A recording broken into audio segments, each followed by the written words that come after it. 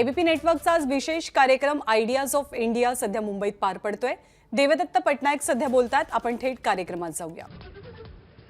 Hi, my name is Devdutt Patnaik and I write on mythology.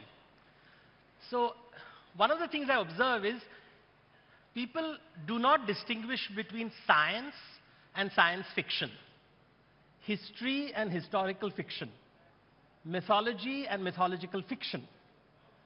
So, let me give you an example.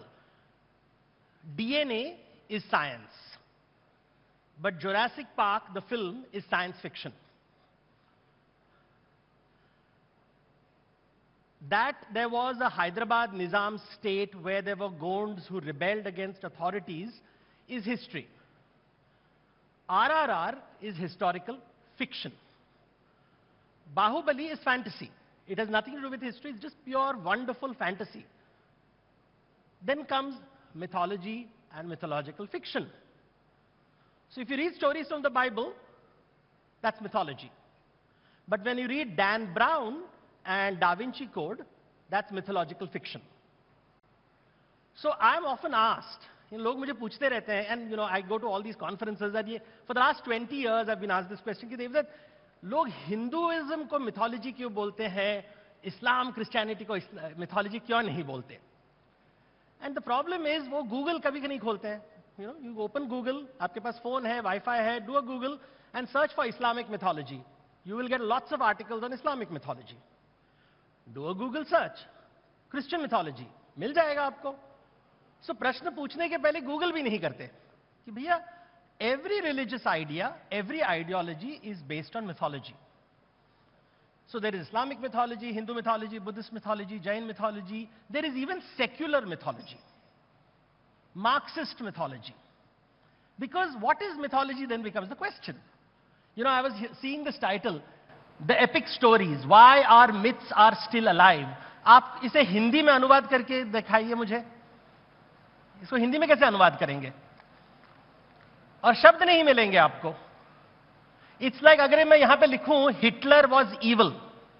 Hitler was evil simple English sentence है. अगर मैं कहूं आपको इसे हिंदी में अनुवाद कीजिए, इवल को हिंदी में अनुवाद करके दिखाइए, इवल शब्द का हिंदी अनुवाद नहीं मिलेगा आपको.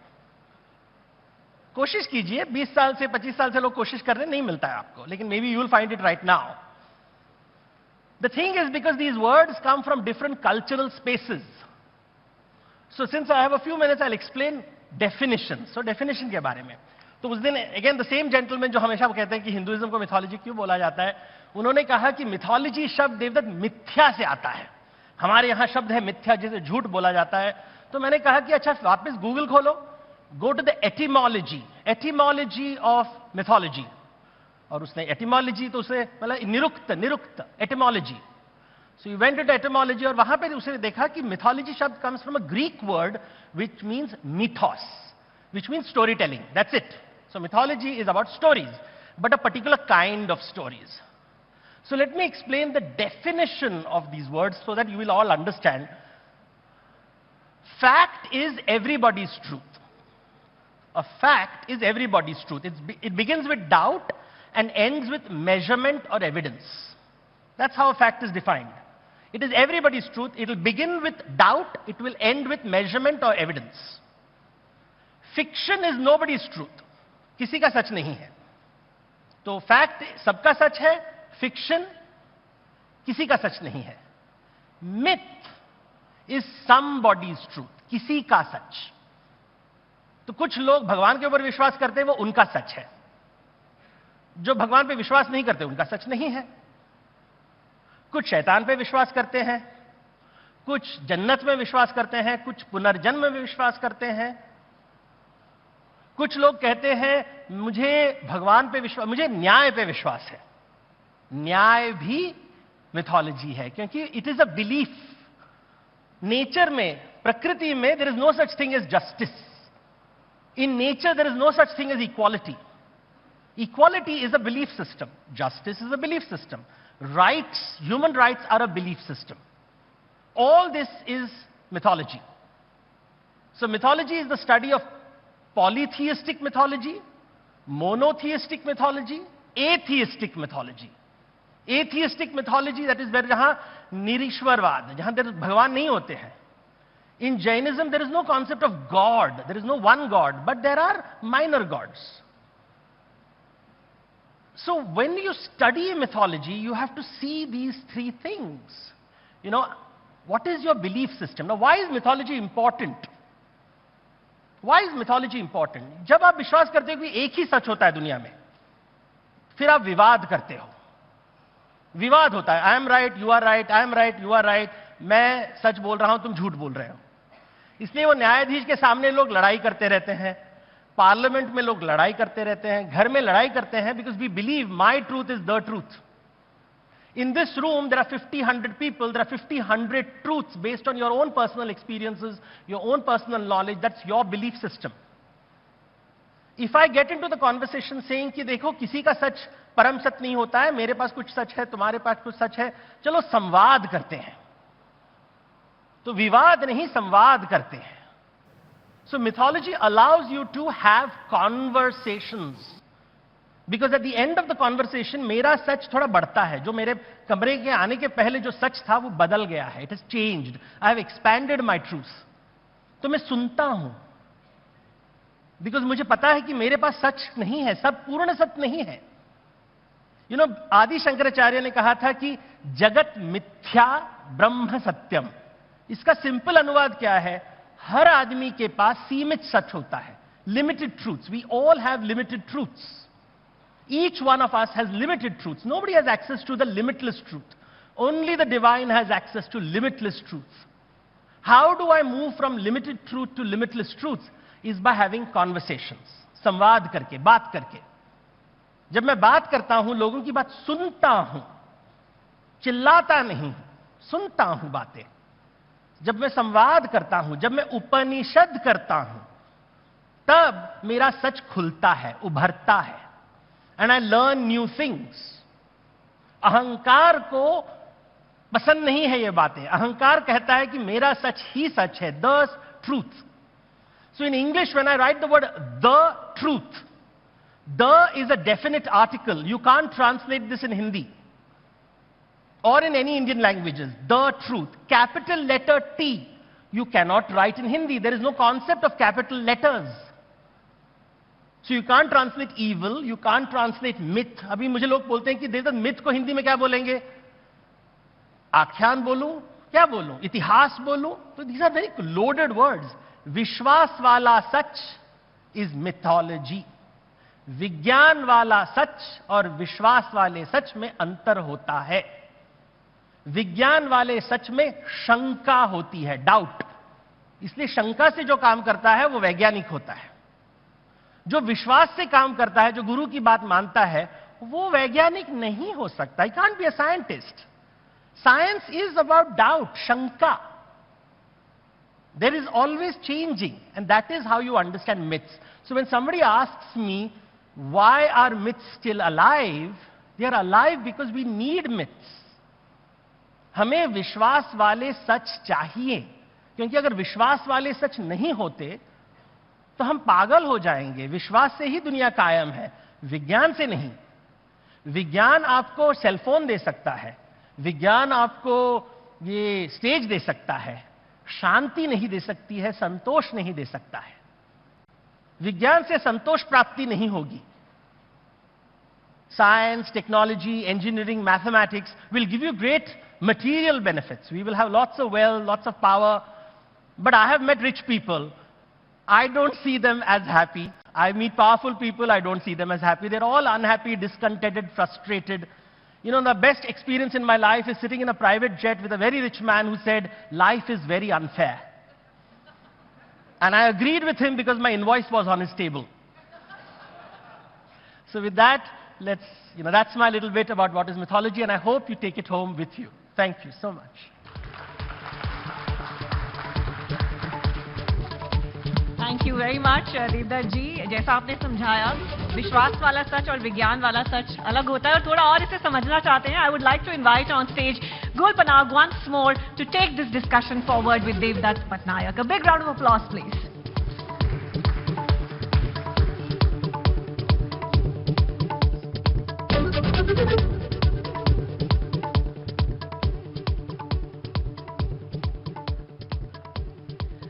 Well, to begin with, I think a lot of my concepts were cleared when you addressed us. And I think going to the root of the word, the etymology, the definition, helped in my head as well break down the difference between science, science fiction, mythology, mythological fiction, historical fiction. And there's a lot of congruence in common parlance over historical fiction, mythological fiction, myth, and of course, which brings me to my first question. Do you think that the difference, or rather the distinction between mythologists and historians is beginning to blur? And in the present context? You see, who are we talking about? Scholars know the difference. जो पंडित होते हैं उनको समझ में आता है कि देखो, you know, the Saraswati is associated with a swan, हंस के साथ जुड़ी होती है. And a swan, mythological swan, is able to separate milk from water. दूध का दूध, पानी का पानी. इसलिए हम सरस्वती के हंस की पूजा करते हैं. जो हंस होते हैं उनको फर्क पता है कि ये हिस्टोरियन है, ये मिथोलॉजिस्ट है, ये फिक्शन राइटर है, ये पॉलिटिशियन है जो सर्वज्ञानी होता है. तो no, so you know, you should accept that. तो once you know your definitions, तो जो हंस होते हैं उनको समझ में आता है कि देखो ये ऐसे है, इसको संख्या कहते हैं, where you divide things. But सब लोग हंस नहीं हो सकते. कर्म के हिसाब से आप हंस हो या ना हो. जो हंस, तो मैं पहले देखता हूं ये आदमी हंस है या नहीं है. अगर हंस है तो उसे समझ में आता है कि what is the difference between these words. And sometimes you meet people who think fiction writers are historians, are mythologists. तो उनके साथ आपको अलग व्यवहार करना है. थोड़ा प्रेम के साथ, थोड़ा, you know, you have to be loving, because उनको समझ नहीं आता है ना, उनको आलू और प्याज में फर्क नहीं पता चलता है. तो मैं क्या करूं? तो उनको समझाना पड़ता है कि they are vegetables. ये मांसाहारी खाना नहीं है. They don't know the difference between you know, tomatoes and potatoes. So we have to work with them. We have to be kind, because they don't understand the difference. And I don't get angry. I mean, I used to get angry, but then I calmed down and I realized that why should I be angry with stupid people? पर जो परिभाषा है एक मूर्ख व्यक्ति की, अगर उस पे हम एक मिनट के लिए चर्चा करें जी. ये अगर उसकी जो एटिमोलॉजी है और जो उसकी परिभाषा है जिससे आपने अभी बताया, द फूलिश पीपल, वो मूर्ख व्यक्ति की अगर आप एक परिभाषा बताना चाहें, वो क्या होगी? वो आज के दृष्टिकोण से. पहले तो वो व्हाट्सएप को विश्वास करता है. तो आप एक मिनट, मेरा पहला सवाल, क्या आप ये कहना चाहते हैं कि हमें व्हाट्सएप पर विश्वास नहीं करना चाहिए? वो ज्ञान का केवल एक स्तोत्र है. और वो ज्ञान का, हर चीज ज्ञान का स्तोत्र है. You will get knowledge everywhere.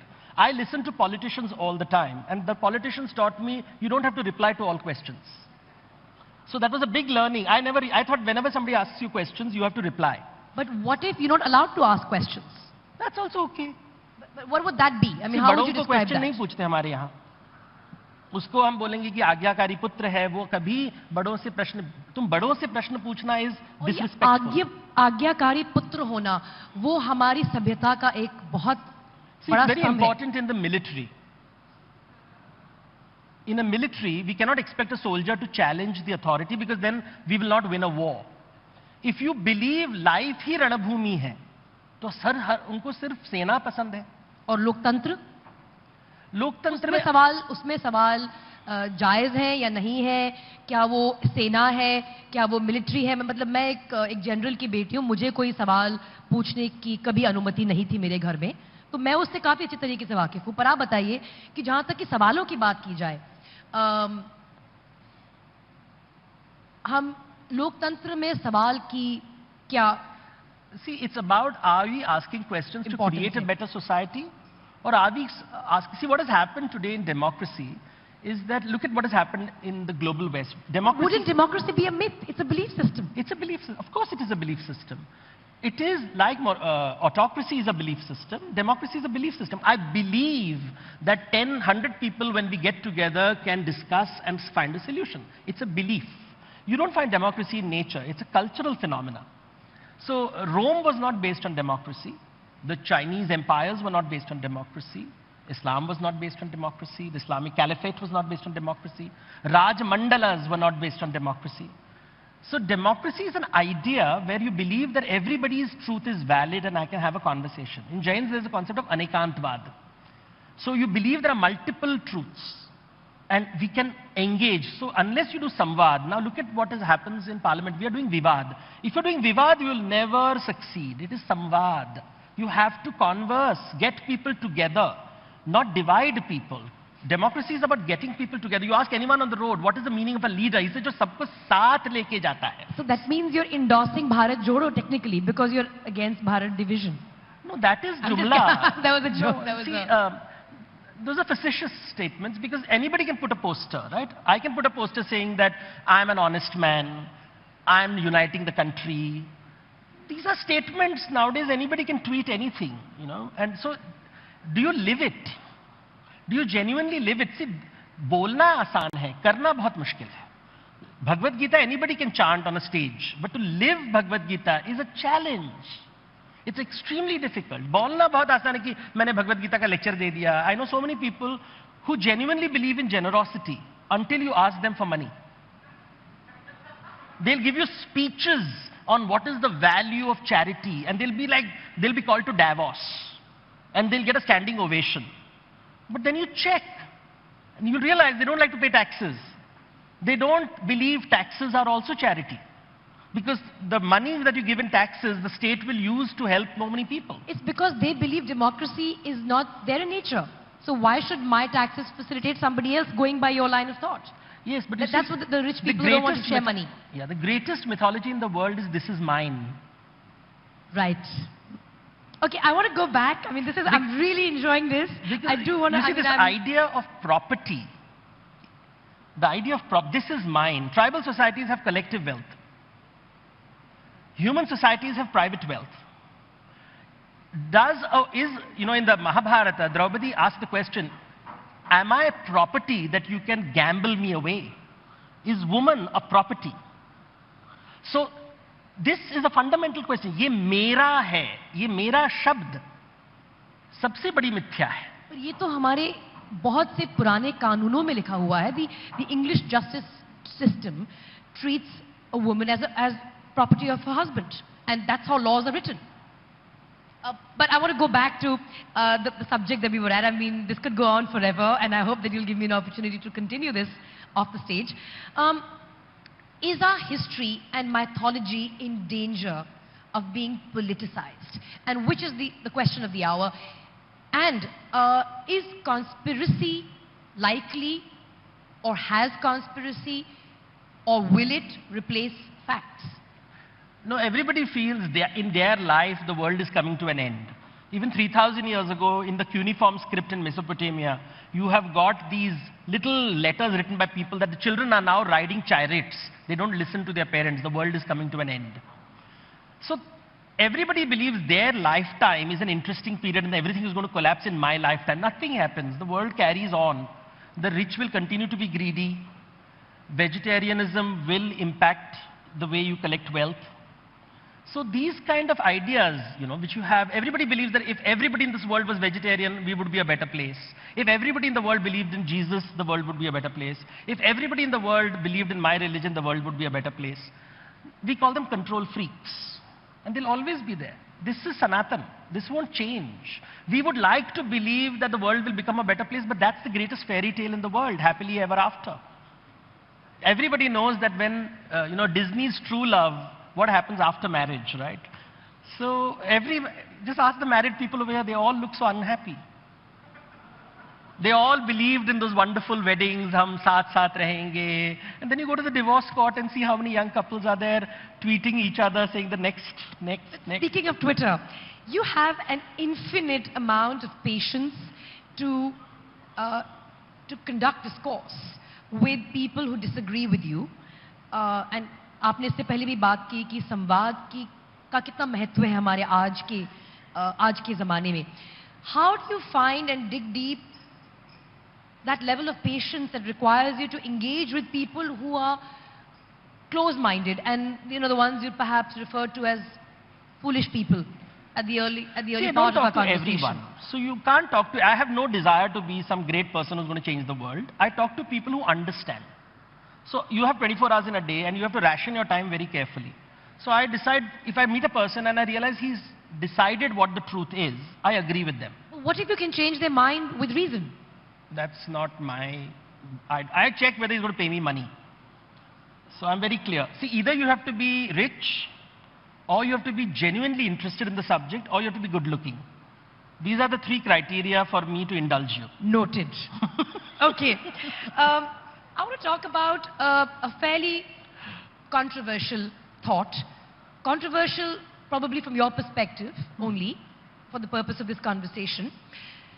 That we've always spoken of an idea of an India that is diverse.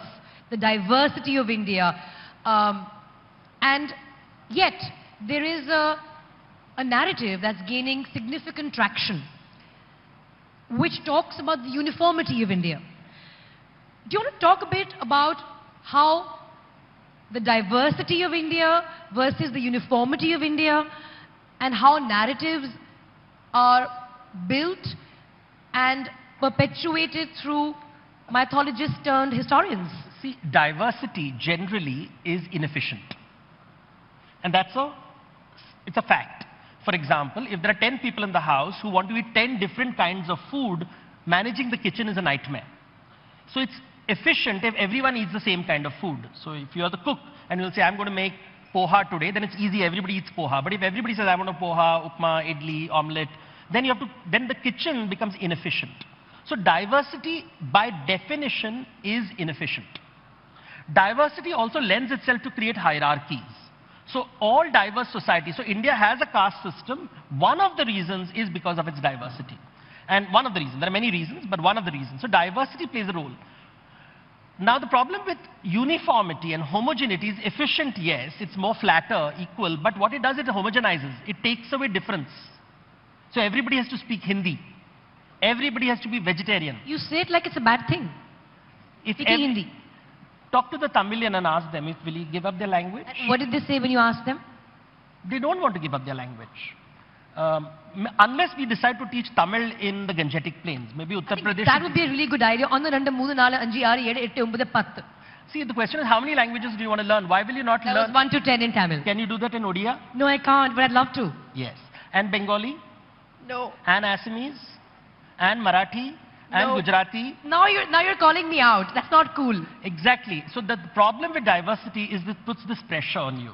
And I use in global forums, I use the Indian rupee note to show them the number of languages we have in India. And then I show a US dollar bill and say, you know, you have only one language, maybe two, Latin. And that creates efficiency. However, it cannot handle immigrants. Instantly, they will say that Mexico mein wall bana do, we don't like Muslims in our neighborhood. And therefore, you see the West, which loves homogeneity and therefore equality, can't handle diversity. India, which is diverse and therefore inefficient, can handle complexity much more, but we want to be like that dollar bill that only has one language. Is that what you're saying? which is what people think is good for them until their language is threatened. Until their language. The moment I threaten, the moment, see 50% of India is in the Hindi-speaking belt and therefore Hindi is given a priority. Therefore politicians love Hindi. Therefore I speak Hindi on stage. 50% of India. The fact is the remaining 50% also matters. Odia matters, not to win Bengali an election, matters. surely. Sorry? But not to win an election, surely. If you become a politician, you might change your tune and you might just talk a very different language. So you're saying that a politician must cater to 100% of the electorate? Of his electorate? That's preposterous. No, 37%. That doesn't happen. It works for 30%. You don't need to convince everybody. You have to convince a significant number of people to get the maximum. It's a majoritarian representative democracy. It's not a democracy in theory. It is about just getting those 30% of people to vote for you and you're all powerful. You don't need 100% of people to support you. You need 30% of the people. And then if you bring back the language conversation to that thought, then if you have, say, 30-35% people who do support your thought, what stops you from imposing a uniform language and imposing uniformity in general, including but not limited language? You can impose it. China does it. In China, everybody is supposed to speak the Chinese language. And they have a Great Wall of China. They have now the Firewall of China. And they don't let foreigners enter. I remember talking to Chinese audience and asking them, you want to control the world, right? And they said, yes. I said, which language? And they said, Chinese. And I said, that won't work. The British China tried is to do often, it with English. you know, here's the interesting thing. China is often quoted as the pinnacle of economic might. And you think that's because of the uniformity that has been imposed? Look at how China deals with rich people. You know, there was a guy called Jack Ma who was very rich and very powerful. He's disappeared. So if you want to be like China, then the rich people in India should be told the story of Jack Ma. So be careful of the Chinese model, because Jack Ma, the story, I mean, I don't know where he is. I mean, he was this big, he was there on Twitter everywhere, he was there He vocalized his retirement. And then one day he disappeared.